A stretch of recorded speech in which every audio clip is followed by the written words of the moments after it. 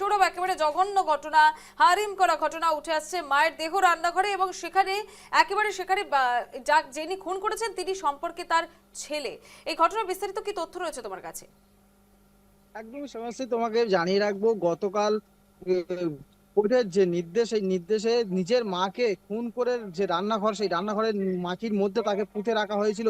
এমন ঘটনাকে কেন্দ্র করে এলাকায় ব্যাপক চাঞ্চল্য ছড়িয়েছে। তবে এই ঘটনায় লেদার কমপ্লেক্স থানার যে পুলিশ, তারা গত কয়েকদিন আগে ওই মৃত স্ত্রী, তার মৃত মা তার ছেলেকে গ্রেপ্তার করে, এবং গ্রেপ্তার করার পর থেকেই জোরদার তদন্ত শুরু করে লেদার কমপ্লেক্স থানার পুলিশ। এরপর লেদার কমপ্লেক্স থানার পুলিশ কোর্টে পেশ করলে সেই কোর্টের নির্দেশে গতকাল সেই মহিলা, যে মৃত মহিলা, সেই মহিলার রান্নাঘরে 6 দিন পর সেই মহিলার দেহ উদ্ধার করে রান্নাঘরের মাটি খুলে। তবে স্থানীয় সূত্রে এটা জানা গেছে, দীর্ঘ কয়েকদিন ধরে ওই মৃত মহিলা তিনি অসুস্থ ছিলেন, এবং ছেলেকে জিজ্ঞাসা করলে ছেলে বলে মা অসুস্থ, সেই কারণে তাকে হাসপাতালে ভর্তি করা হয়েছে। পাশাপাশি তিনি আরো কয়েকদিন পরে জানান যে মা মারা যায় হাসপাতালে। এরপর এই ঘটনাকে কেন্দ্র করে এলাকার যে বাসিন্দারা, তারা হাসপাতালে যায় সন্দেহজনক হয়, এবং সেই হাসপাতালে গিয়ে কথাবার্তা বলে জানা যায় যে মৃত মহিলা মনিকা মণ্ডল, তিনি হাসপাতালে ভর্তি হয়নি বা ওনার মৃতদেহ হাসপাতালে নেই। এরপর গ্রামবাসীরা আরো ওই ছেলে যে খোকন রয়েছে, সেই খোকনের উপর চেপে ধরে, এবং খোকন পরবর্তীতে স্বীকার করে তার মা মারা যায় চিকিৎসা না পাওয়ার কারণে, এবং আর্থিক অনাদরের কারণে সেই মহিলাকে, মাকে তিনি শ্মশানে নিয়ে যেতে পারেননি, নিজের ঘরের মধ্যে তাকে দেহ মাটির তলায় পুঁতে রাখা হয়। তবে এই ঘটনাকে কেন্দ্র করে এলাকায় ব্যাপক চাঞ্চল্য ছড়ায়। পাশাপাশি তোমাকে আরো জানিয়ে রাখবো, পরবর্তীতে পুলিশের নির্দেশে যখন গ্রেপ্তার হয়, এবং সেই গ্রেপ্তারের পরে তিনি পুলিশের কাছে যে স্বীকারোক্তি দিয়েছেন যে তার মা দীর্ঘদিন ধরে অসুস্থ ছিল, চিকিৎসার জন্য সাময়িক টাকা না থাকার কারণে তাকে ওই মাটি মারা যায়, এবং স্বাভাবিকভাবে মারা যায়। খুন করার কোনো পরিকল্পনা ছিল না ছেলের, এমনটাই তিনি জানিয়েছেন।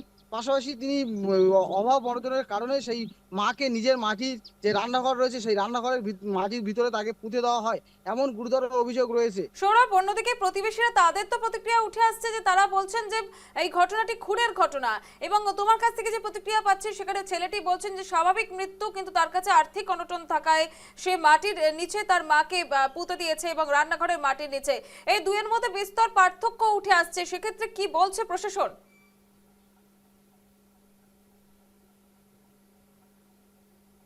এবং গ্রেপ্তার করার পর থেকে তদন্ত শুরু করেছে, এবং তদন্তে যে মোড় ঘুরে এসেছে, যে তদন্তে ছেলে সাক্ষী দিয়েছে যে মা যে অনাদন ছিল, আর্থিক অনাদন, সেই আর্থিক অনাদনের কারণে তাকে শ্মশানে নিয়ে যেতে পারেনি, স্বাভাবিকভাবে মা মারা গেছে, এবং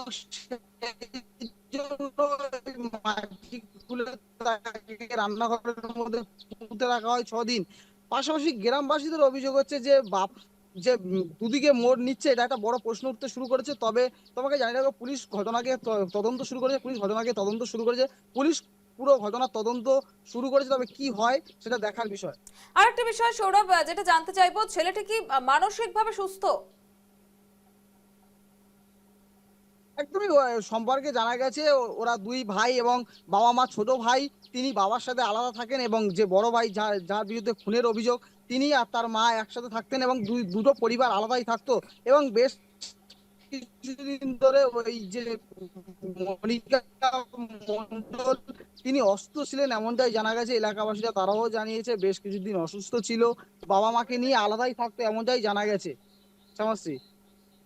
একবারে অনেক ধন্যবাদ। এতক্ষণ সরাসরি আমাদের সঙ্গে ছিলেন আমাদের প্রতিনিধি সৌরভ বিশাল, এবং যে ছবিটা উঠে আসছে এখনো পর্যন্ত কিন্তু বেশ খানিকটা দ্বন্দ্ব রয়েছে এই ঘটনায়, কারণ প্রতিবেশীরা বলছেন যে এটি খুনের ঘটনা, কিন্তু তার ছেলের প্রতিক্রিয়া যে আর্থিক অনটনের জন্য তিনি মাকে দাহ করতে পারেননি, মাটির নিচে পুঁতে দিয়েছিলেন। তবে প্রশ্নচিহ্ন উঠছে, তিনি যদি প্রতিবেশীদের কাছে সাহায্যের হাত চাইতেন, তারা কি সেই সাহায্য করতো না?